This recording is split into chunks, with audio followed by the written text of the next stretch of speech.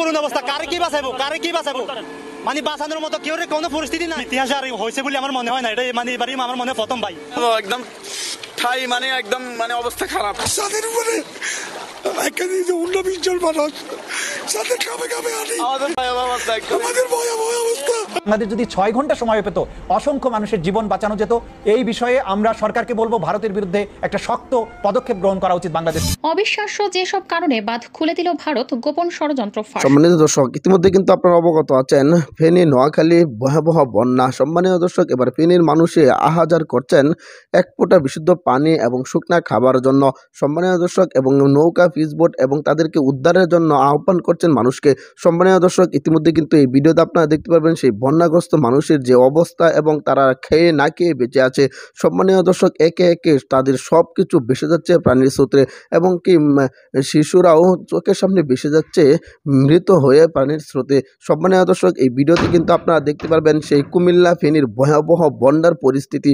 চলুন এই ভিডিওতে আমরা দেখে আসি সেই কুমিল্লা এবং বন্যা সহ সকল যে এলাকাগুলোতে বন্যা হয়েছে সেই এলাকার পরিস্থিতি কি হচ্ছে। এই ভিডিওতে আমরা বিস্তারিত দেখব। আজকের ভিডিওটি খুবই গুরুত্বপূর্ণ, তাই ভিডিওটি না টেনে সম্পূর্ণ ভিডিওটি দেখবেন। চ্যানেলে নতুন হয়ে থাকলে সাবস্ক্রাইব করে আমার সাথেই থাকবেন। ভিডিওতে একটি লাইক করে দেখতে থাকুন সম্পূর্ণ ভিডিওটি। অবস্থা কারে কি বাঁচাবো মানে বাঁচানোর মতো কেউ কোনো পরিস্থিতি না। ইতিহাস আর হয়েছে বলে আমার মনে হয় না, এটা মানে এবারই আমার মনে প্রথম ভাই। একদম ঠাই মানে একদম মানে অবস্থা খারাপ। তাদের উপরে এখানে 19-20 জন মানুষ সাথে কামে আনি আমাদের ভয়াবহ অবস্থা। আমাদের যদি 6 ঘন্টা সময় পেত অসংখ্য মানুষের জীবন বাঁচানো যেত।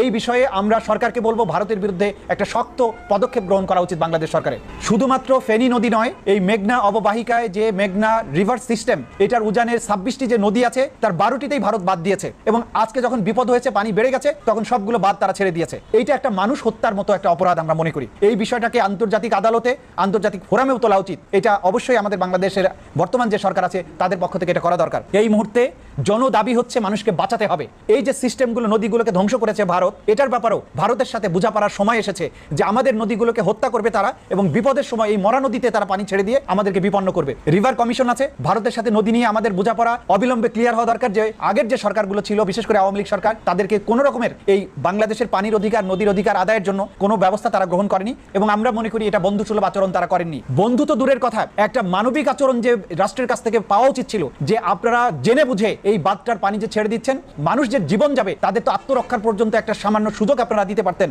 নোটিশ দিতে পারতেন, বলতে পারতেন বাংলাদেশ গভর্নমেন্টকে যে আপনাদের কিন্তু আমাদের নিয়ন্ত্রণের বাইরে চলে যাচ্ছে, আপনাদের জনগণকে আপনারা নিরাপদ স্থানে নিয়ে যাওয়ার ব্যবস্থা করেন, আমরা কিন্তু বাঁধ ছেড়ে দিব। দুর্গত অঞ্চল ঘোষণা করে এখানে বাংলাদেশের যতগুলো বাহিনী আছে, সেনাবাহিনী, নৌবাহিনী, বিমান বাহিনী, প্রত্যেককে এখানে নিয়োগ করা উচিত উদ্ধার অভিযানের জন্য। কারণ পরিস্থিতিটা যে পর্যায়ে গিয়েছে, ব্যক্তি পর্যায়ের বা বিভিন্ন দল বা গোষ্ঠী যে মানবিক ত্রাণ অভিযান চালাবে সেই পর্যায়ে পরিস্থিতিটা নেই। এমন বাড়িতে পানি উঠে গেছে, সেকেন্ড ফ্লোর ডুবে গেছে, যেখানে আমি নিজে ভাত খেয়ে আসছি। শহরের মাল্টিমিলিয়নিয়ার ওয়েলদি ফ্যামিলি ফকির হয়ে গেছে। আচ্ছা, ওই বাড়িতে কি মহিলা আছে? এখানে একটা মহিলা, একটা পুরুষ আছে, 3-4 দিন আমরা আস্তে উঠান, আস্তে উঠান, আস্তে উঠান, আস্তে আস্তে আস্তে আস্তে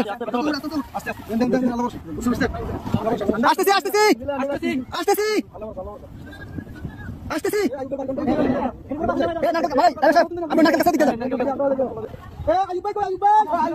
কে আছেন? এই বাসা কে আছেন?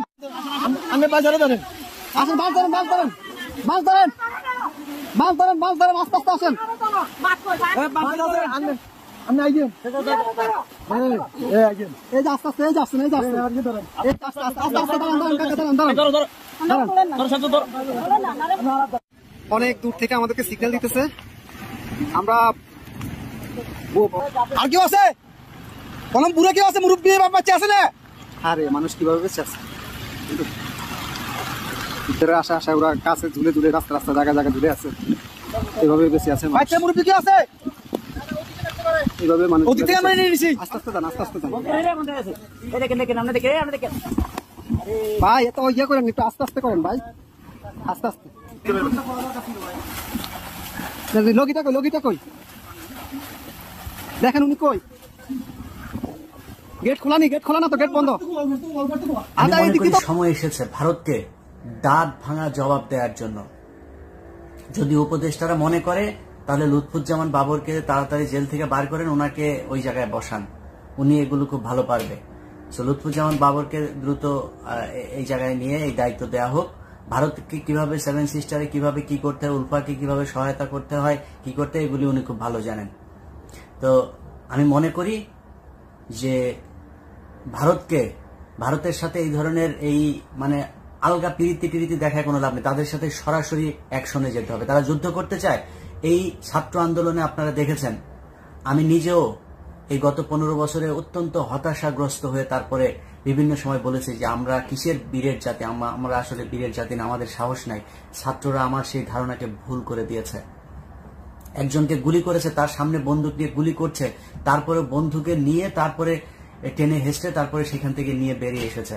পুলিশ ধরে নিয়ে যাচ্ছে, পুলিশের দিকে চোখ রাঙিয়ে তাকিয়ে আছে, ভয় পায় নাই। গুলি করছে, বুক এভাবে পেতে দিয়েছে পুলিশের বুলেটের সামনে। অতএব এই বাঙালিকে ভয় দেখায় লাভ নাই। এই বাঙালি ভারত যদি নাকি আমাদের উপরে আক্রমণ করে, যদি মনে করেন আমরা ভারতের সাথে যুদ্ধ করলাম, অনেকে বলে থাকে না যে ভারতের সাথে আমরা যুদ্ধ করে পারবো না। ভারতের সাথে যদি বাংলাদেশের সাথে যদি ভারত যুদ্ধ লাগে, এটা মনে রাখেন, আজকে বলে রাখলাম কথাটা, সবার আগে বাংলাদেশের পাশে এসে দাঁড়াবে পাকিস্তান। তাদের সাথে আমরা আলাদা হয়েছি, তাদের সাথে আমরা এক হইতে আর চাই না। 71-এ কার ভুল ছিল, কার দোষ ছিল, সেটা আমরা ভুলে গিয়েছি। পাকিস্তানের সাথে কৌশলগত কারণে হলো আমাদের অত্যন্ত ভালো সম্পর্ক রাখা খুব জরুরি। ভারতের বাইরে চীন, পাকিস্তান, আমেরিকা, ইসরায়েল, যার সাথে ইচ্ছা সবার সাথে সম্পর্ক ভালো রাখা যাবে। একমাত্র আমাদের শত্রু হচ্ছে ভারত। তাদের ব্যাপারে যে কোনো ধরনের ডিসিশন যদি নিতে হয়, আমার অনুরোধ থাকবে বর্তমান এই যে গভর্নমেন্ট আছে, সেই গভর্নমেন্টের যেই চিফ অ্যাডভাইজার আছেন ডক্টর মোহাম্মদ ইউনুস, আপনার কাছে অনুরোধ, বাংলাদেশের 16 কোটি মানুষ জীবন দেওয়ার জন্য, যুদ্ধ করার জন্য প্রস্তুত। আপনি শুধু সেই ক্ষেত্রটা প্রস্তুত করে দেন, আর কোনো কিছু আমরা চাই না, দেওয়া যাবে না। যদি প্রয়োজন হয় তিস্তায়, তারা তো ওইদিকে ফারাক্কা বাঁধ খুলে দেয়, তো সো তিস্তায় যদি প্রয়োজন হয়, চায়না আমাদের যে প্রকল্পে করতে চাচ্ছে। সম্মানিত দর্শক, আশা করি সকলে পুরো ভিডিওটি দেখলেন। এই ভিডিও সম্পর্কে অবশ্যই আপনাদের মূল্যবান মতামত ভিডিওর কমেন্ট বক্সে লিখে জানাবেন। সম্মানিত দর্শক, ইতিমধ্যে কিন্তু আপনারা ভিডিওর মাধ্যমে দেখতে পেরেছেন সেই কুমিল্লা, নোয়াখালী, ফেনীর যে বর্তমান বন্যার পরিস্থিতি। বন্যার পানির কারণে তারা বসবাস এবং তাদের খাওয়া দাওয়া সব বন্ধ হয়ে গিয়েছে। সম্মানিত দর্শক, এক ফোঁটা বিশুদ্ধ পানির জন্য তারা হাহাকার করছে এবং তাদেরকে উদ্ধার করার মতো কোনো ফিসবুট নৌকা নেই। সম্মানিত দর্শক, সেখানে কোনো মানুষও যাচ্ছে না তাদেরকে একটু হেল্প করার জন্য।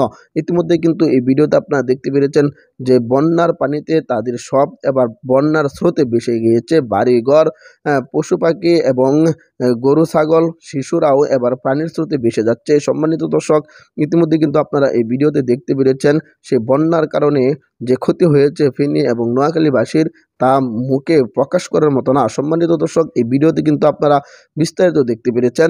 অবশ্যই এই ভিডিও সম্পর্কে এবং এই ফেনী নোয়াখালীবাসী সম্পর্কে আপনাদের মতামত ভিডিওর কমেন্ট বক্সে লিখে জানাবেন। এরকম ভিডিওগুলো সবার আগে পেতে অবশ্যই চ্যানেলটাকে সাবস্ক্রাইব করে পাশে থাকা বেল বাটনটি অন করে রাখবেন পরবর্তী আপডেটগুলো সবার আগে পাওয়ার জন্য। আজকের মতো ভিডিওটা এখানে শেষ করলাম। দেখা হচ্ছে পরবর্তী ভিডিওতে। সেই পর্যন্ত ভালো থাকবেন, সুস্থ থাকবেন, এই কামনা করে বিদায় নিলাম। আসসালামু আলাইকুম রহমতুল্লাহ।